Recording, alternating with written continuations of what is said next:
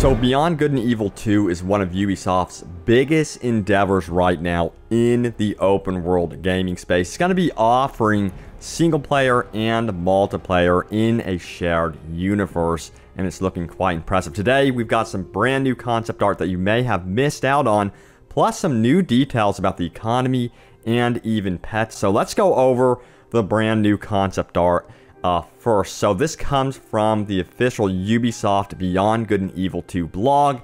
They asked some questions as to what you guys want to see in terms of environments throughout the world, throughout the galaxy. And here's some concept art from the team showing off what they're thinking about in terms of what the world will look like. Plus, they go on to say they want to include things like secret pirate lairs on asteroids, spaceports, dormant volcanic craters, black markets in city slums, which would be really cool. This shot here kind of reminds me of Coruscant, or, you know, even Fifth Element. Also, treacherous mining operations, lush valleys with sacred temples. That's the polar opposite of what was just previously mentioned. Legendary treasures hidden in uncharted territories across space. And they really do want to emphasize the sense of freedom and exploration, kind of like a space pirate, or, you know, a space monkey pirate in this case. There's a lot of potential there. They also did speak about customization lately, that there will be in-depth customization with characters. Of course, that's something you can expect with multiple species. So if you don't want to play as a space monkey per se, you don't have to. You can play as a human, whatever you want, but the customization apparently is going to be very in-depth. But these, you know, artworks are really impressive. If the environments are this varied across the planets, that would be something else. Remember, you could seamlessly go up through the atmosphere into space and then into another planet, which I'm really excited about. It's kind of like No Man's Sky, but this one looks a lot more promising than even No Man's Sky. But what about, you know, these pets and the economy?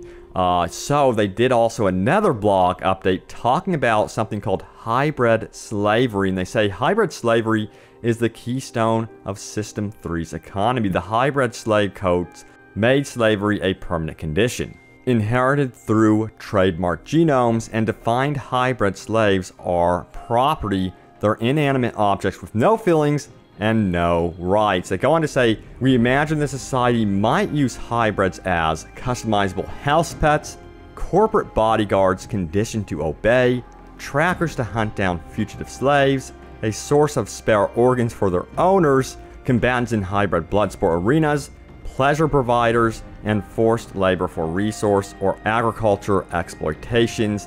And that sounds pretty sick right here. So this system, of course, is kind of messed up, but it sounds like it's going to be in the game. And definitely something I'm wondering if you can actually free some of these slaves, or if you can actually somehow become part of this system. But it sounds like they did mention that they're trying to go for customizable house pets, which is interesting.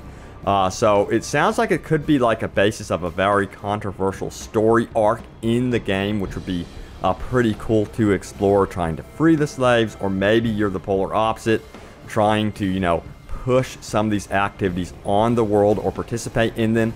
It seems like there's going to be a lot of freedom in this game, so I'm curious to see what becomes of the actual economy with this, pets, and how you will actually incorporate hybrid slavery into your gameplay. It seems like it's going to be up to you, but it sounds like a lot of these poor creatures are going to be treated terribly.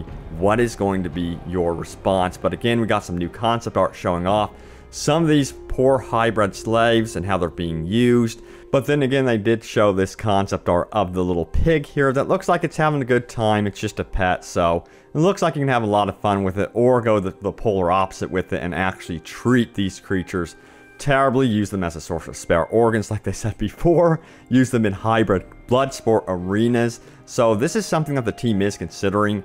It's something that they're imagining right now, so this is their goal. It doesn't mean all of this is going to end up in the game. It just sounds like this system will. But they go on to ask this key question at the end of the blog: who knows what happens when a hybrid rebels or outlives its usefulness?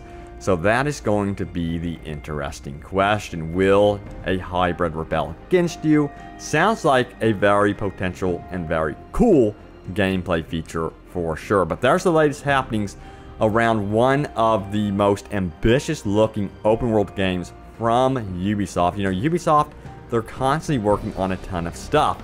They have, you know, the Division team who's working on Avatar, a game related to the upcoming movie from James Cameron, and then of course this game, Beyond Good and Evil, and who knows what they're working on related to the next Assassin's Creed game. Some are suggesting that it is going to be taking place in China, and it's currently codenamed Assassin's Creed Dynasty. So yeah, that's what I cover here on Open World Games, guys. I'm addicted to open world games, and if you are too, join me. Join our crew of open world gamers. Hit that subscribe button here on YouTube, and follow us out on Facebook.com/openworldvideogames to immediately stay up to date as to what is going on in the world of open world games. But guys, thank you again for watching. I will see you later, and I cannot wait for more details about Beyond Good and Evil 2, so stay tuned.